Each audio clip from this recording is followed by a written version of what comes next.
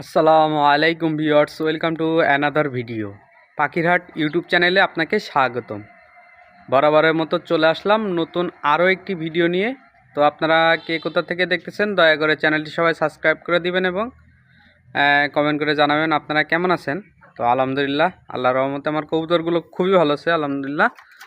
তো এটা হলো আমি যে বাচ্চা নিয়ে আসছিলাম, সে বাচ্চার হলো একটা আলহামদুলিল্লাহ। তো মোটামুটি খুবই অ্যাক্টিভ আছে আলহামদুলিল্লাহ। সবগুলো কবুতর মনে করেন খুবই ভালো অ্যাক্টিভ আছে আলহামদুলিল্লাহ। তো আমি আজকে নতুন একটা টিপস এবং আপনারা কিভাবে গ্রিড নিজেদের বাসায় তৈরি করবেন এবং খুব ভালো মানের গ্রিড তৈরি করবেন সেই প্রক্রিয়া নিয়ে আপনাদের মাঝে হাজির হয়েছি। তো আপনারা সবাই একটু কিছু কিছু কথা না বললেই নয়, আবার কিছু কিছু কথার কারণে অনেক কষ্ট লাগে।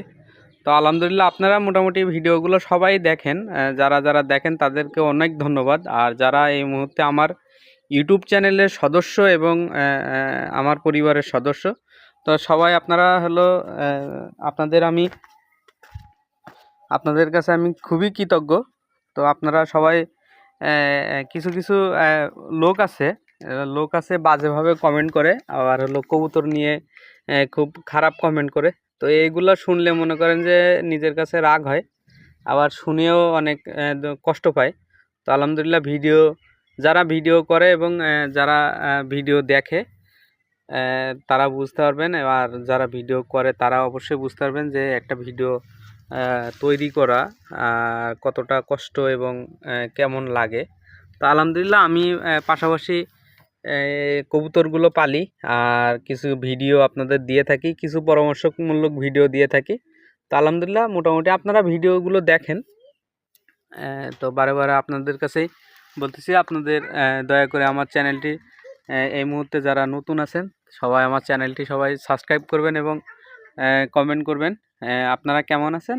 আর মোটামুটি এই ধরনের টিপস মিপস পাইতে আপনারা সবাই সাবস্ক্রাইব এবং লাইক কমেন্ট শেয়ার করবেন।